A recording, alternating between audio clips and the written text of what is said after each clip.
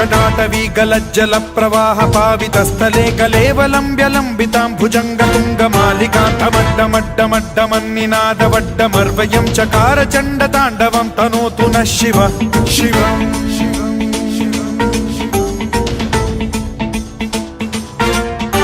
जटाकटाह सम्भ्रम भ्रम निलिम्ब निर्झरी विलोल वीचि वल्लरी विराजमान मूर्धनि ಮಹಾಶಿವರಾತ್ರಿ ಎಂದರೆ ಶಿವನ ಮಹಾರಾತ್ರಿ.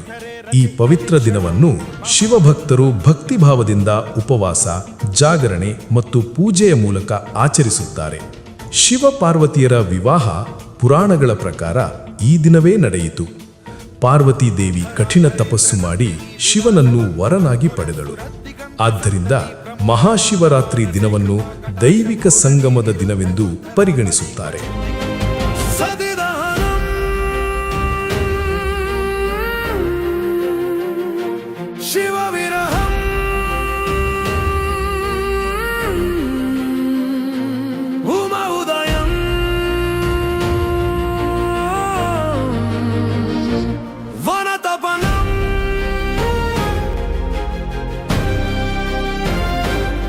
ಒಮ್ಮೆ ಬ್ರಹ್ಮ ಮತ್ತು ವಿಷ್ಣು ಯಾರು ಶ್ರೇಷ್ಠ ಎಂಬ ವಿಚಾರದಲ್ಲಿ ವಾದಿಸಿದರು.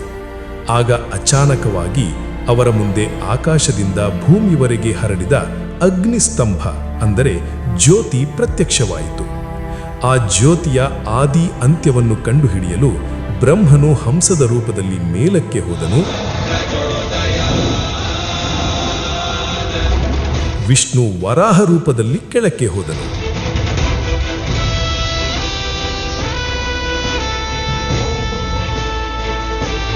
ಎಷ್ಟೇ ಪ್ರಯತ್ನಿಸಿದರೂ ಅಂತ್ಯ ಕಂಡುಕೊಳ್ಳಲಿಲ್ಲ.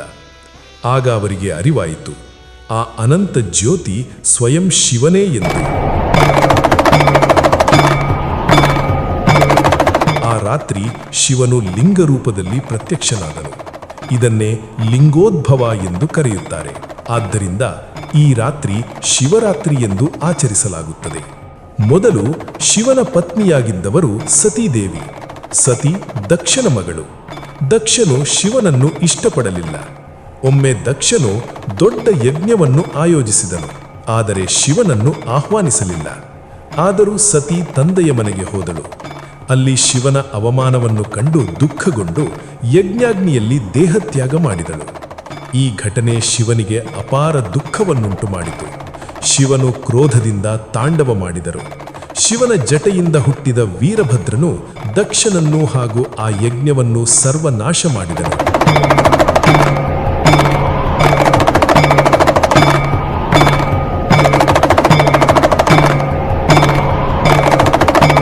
ತಾರಕಾಸುರ ಎಂಬ ರಾಕ್ಷಸನು ಕಠಿಣ ತಪಸ್ಸು ಮಾಡಿ ಬ್ರಹ್ಮನನ್ನು ಒಲಿಸಿಕೊಂಡನು.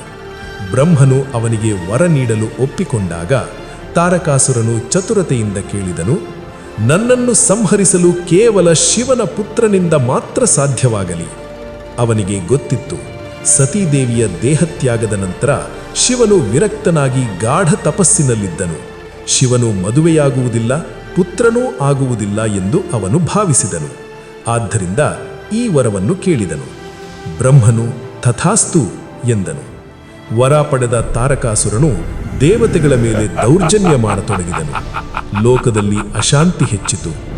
ದೇವತೆಗಳು ವಿಷ್ಣುವಿನ ಸಲಹೆಯಂತೆ ಶಿವ ಪಾರ್ವತಿಯರ ವಿವಾಹವೇ ಪುನರ್ಜನ್ಮವಾಗಿ ಹಿಮಾಲಯ ರಾಜನಾದ ಹಿಮವಂತನ ಮನೆಯಲ್ಲಿ ಜನಿಸಿದಳು. ಪರ್ವತರಾಜನ ಮಗಳಾಗಿದ್ದರಿಂದ ಆಕೆ ಪಾರ್ವತಿ ಎಂಬ ಹೆಸರಿನಿಂದ ಪ್ರಸಿದ್ಧಳಾದಳು.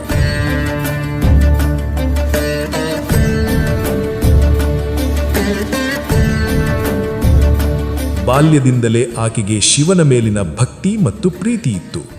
ಪಾರ್ವತಿ ದೇವಿ ಶಿವನನ್ನು ಪತಿಯನಾಗಿ ಪಡೆಯಲು ಕಠಿಣ ತಪಸ್ಸು ಮಾಡಲು ನಿರ್ಧರಿಸಿದಳು.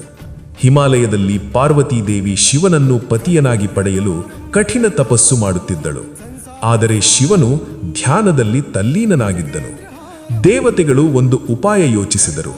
ಶಿವನ ಧ್ಯಾನವನ್ನು ಭಂಗಪಡಿಸಲು ಕಾಮದೇವನನ್ನು ಕಳಿಸೋಣ ಎಂದು.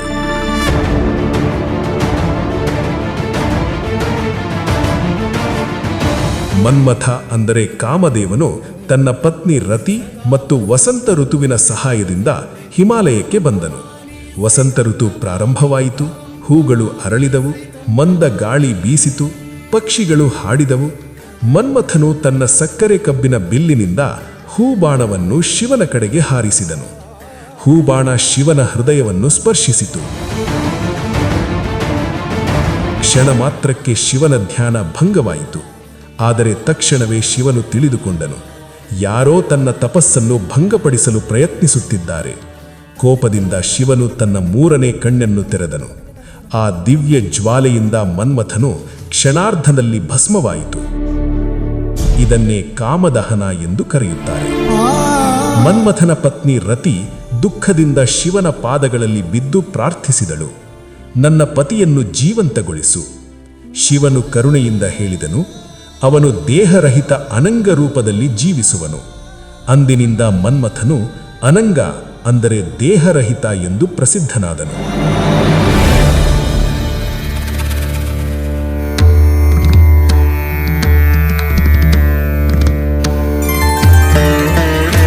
ಪಾರ್ವತೀದೇವಿ ವರ್ಷಗಳ ಕಾಲ ಕಠಿಣ ಉಪವಾಸ ಮತ್ತು ಧ್ಯಾನ ಮಾಡಿದರು. ಮಳೆ, ಗಾಳಿ, ಹಿಮ ಯಾವುದಕ್ಕೂ ತಲೆಕೊಡದೆ ಶಿವನ ಧ್ಯಾನದಲ್ಲಿ ತಲ್ಲೀನಳಾದಳು.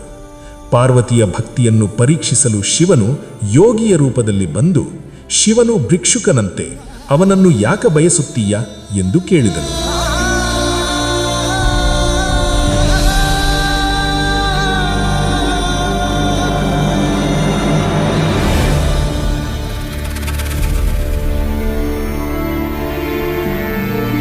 ಆದರೆ ಪಾರ್ವತಿ ದೃಢವಾಗಿ ಉತ್ತರಿಸಿದಳು, ಶಿವನೇ ಪರಮೇಶ್ವರ, ಅವನೇ ನನ್ನ ಜೀವನದ ಗುರಿ.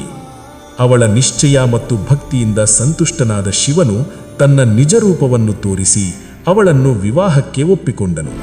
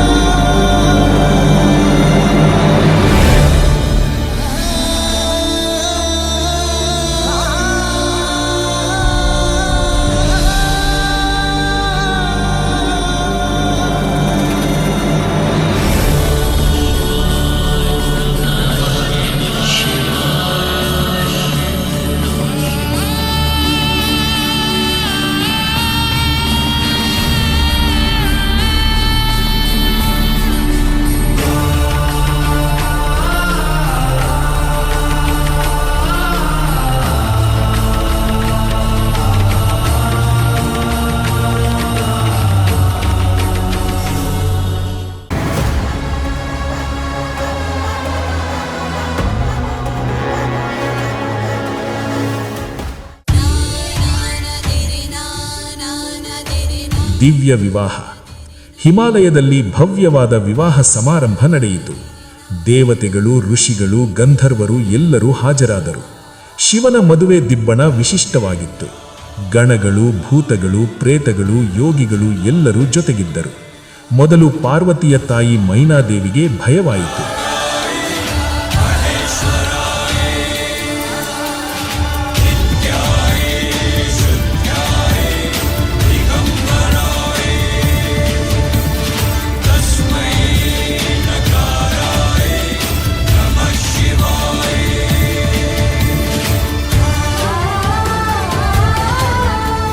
ಆದರೆ ನಂತರ ಶಿವನು ಸುಂದರ ದಿವ್ಯ ರೂಪದಲ್ಲಿ ಪ್ರತ್ಯಕ್ಷವಾಗಿ ಎಲ್ಲರ ಮನ ಗೆದ್ದನು.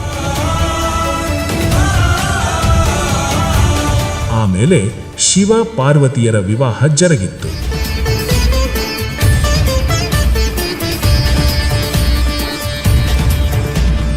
ಶುಭ ವಿವಾಹಕ್ಕೆ ಪಾವನ ಕ್ಷಣ ಹೈ, तीनों लोक पुलकित प्रसन्न है। पुष्पों की वर्षा करते देवगण, हर्षित अंबर धरा दिशा है, स्वयं ही रचना. ಶಿವ ಪಾರ್ವತಿಯರ ವಿವಾಹವು ಭಕ್ತಿಯ ಜಯ ಮತ್ತು ದೈವಿಕ ಪ್ರೇಮದ ಸಂಕೇತವಾಗಿದೆ.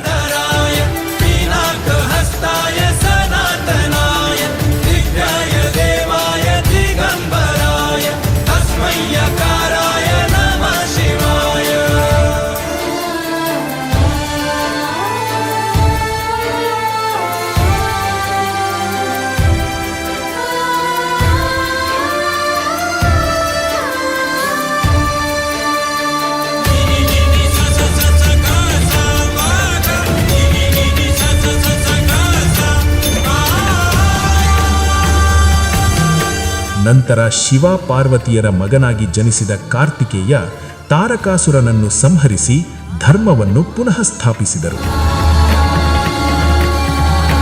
ನೋಡಿದ್ರಲ್ಲ ವೀಕ್ಷಕರೇ, ಶಿವರಾತ್ರಿಯ ಪುಣ್ಯಕಥೆ, ಭಕ್ತಿ, ಜಾಗರಣೆ ಮತ್ತು ಶಿವನ ಕೃಪೆಯ ಮಹಿಮೆ ತುಂಬಿದ ಈ ದಿವ್ಯ ಯಾತ್ರೆ. ನಮ್ಮ ಮುಂದಿನ ಸಮಯದ ಪ್ರಯಾಣ ಮುಂದಿನ ವಾರ.